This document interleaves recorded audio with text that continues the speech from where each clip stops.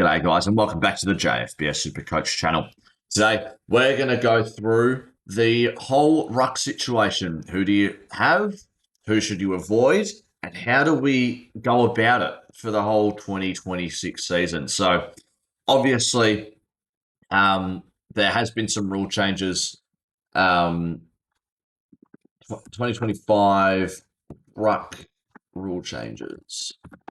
So, as I was saying, there are some rule changes when it comes to the ruckman. So I'll just have a look if there's in grave details. So goal square centre. So centre bouts, call ups. Is there a particular one? Here we go. So centre ball up contest. So all centre ball ups competing rucks will now be unable to cross the centre line before engaging to opposition ruck.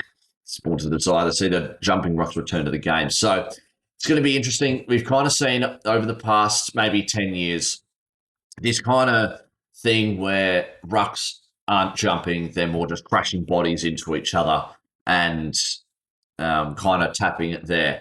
I don't know why. I don't know if there's a particular strategy towards it, or I know there's the strategy of where there's one guy that will go in to stop the guy's run up. So, like for example, I'm trying to think, like a big beef boy like Kieran Briggs or Lloyd Meek, they crash into a guy like Max Gawn who can't really jump. Who can really jump and over, use his arm for an overreaching, hit out. And I think that's a good strategy and all. I mean, there's nothing. I don't think I had a problem with it, and I would like to say that there's about, what am I trying to say? Maybe like 80% of the AFL don't really care about it, or 90%. But it seems like the AFL are kind of, losing their nostalgia a bit because it used to be a big thing. So they found only 21% of centre ruck bounce contests at least one ruck jumping. Wow. Is it 63%? So it's really not even the past 10 years. It's like past 4. It's okay. I was just, just speaking out of my ass. But centre ball up contests, and then we've got the ruck nominations. So umpires can now reset play or restart play without a nominated ruck being present, bring the games in line with the AFLW rules. And if there's no nomination or the nominated ruck is too far away, the ball will be restarted immediately. So this is going to change quite a few team structures of who's going to be in the middle. Where are the ruckmans going to be? Because if we look at ruckmans, and this is just off the top of my head, Gawn goes down back when the opposition have the ball and are looking to go inside 50. Tristan Cherry doesn't. He's a lot more around the ball. He will go down back, but he's a lot more around the ball compared to Gawn and the rest of the guys. Grundy goes down back. I mean, Luke Jackson's one exception because he plays like a fourth midfielder, but still, he does go back sometimes.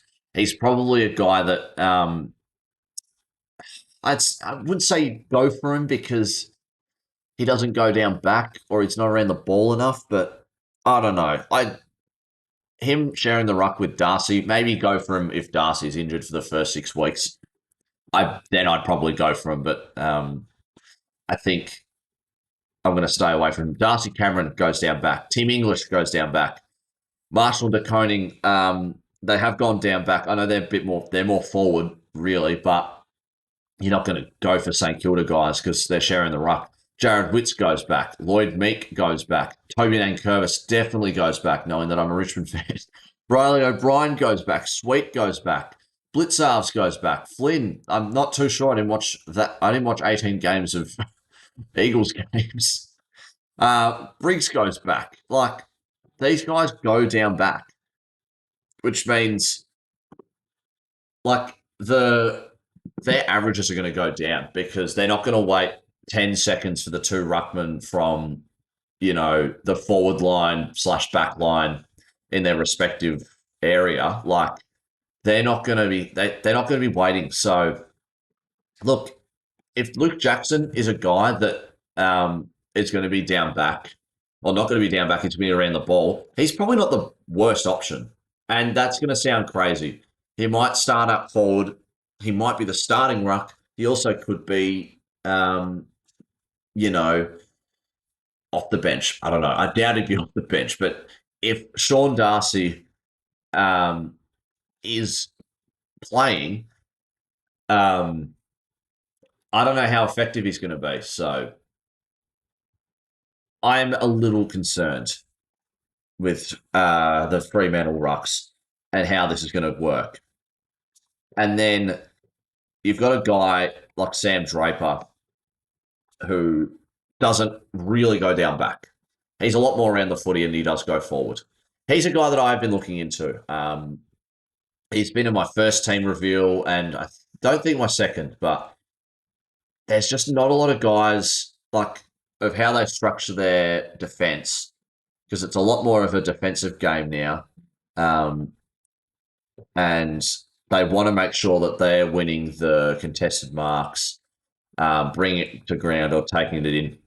They want to take it out and kick it and, do their own thing. I don't know what I'm trying to say, but you get what I mean. Like, it's going to be it's going to be a bit of an annoying and a bit of a learning curve. So I think preseason,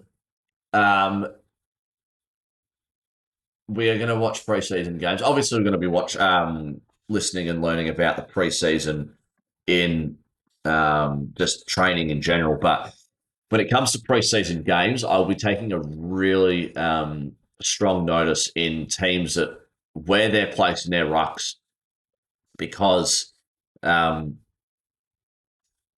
it's going to like these rule changes are definitely going to change the way that teams play.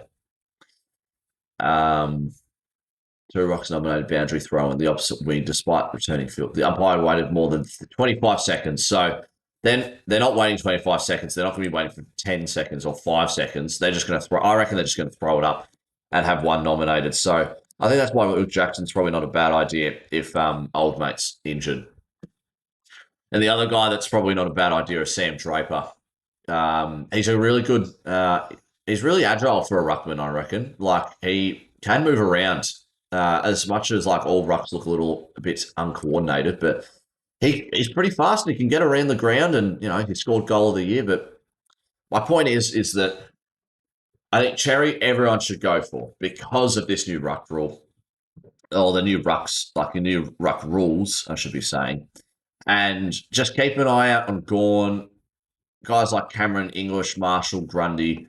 Their averages are going to go down, in my opinion, which means their prices are going to plummet. And I think rucks are going to be, what am I trying to say? They're going to be something, there's going to be a learning curve, a bit of a new experience of how we deal with the effects. Because I reckon the most I reckon someone's going to average is 120. Like right now, it's 125, and then the rest are going to be around here. Like I'm just saying, I think Gawn, Grundy are definitely going to go down to around 110, 105. I reckon other rucks are going to go down to 105. So I think everyone's averages are going to go down. So it's going to be a bit of a learning curve of which rucks to go for and how we tackle it. So, like I said, Cherry's the number one option. I think Draper's a really decent option. I think Jackson's probably the second best option when it comes to if Sean Darcy's injured. But yeah, that's just to put a little bit of perspective for you guys and what you want to do because I think no one's really talked about it enough. And I'm a bit worried about how everyone's averages are going to be and, what everyone's score is going to be at the start. But yeah, I've got not much more to say, but yeah, thanks for tuning in. Hopefully you guys have a good one. Let me know your thoughts and feelings about the ruck changes or the ruck rule, like ruck rules in general. What rucks are you going for? How are you going about it? Do you care? Do you not care? Completely fine if you don't. Let me know anything how you feel about this. But yeah, thanks for tuning in. Hopefully you guys have a good one. I'm posting a lot more AFL content in the future, so stay tuned for that, and I'll see you guys next time. Cheers.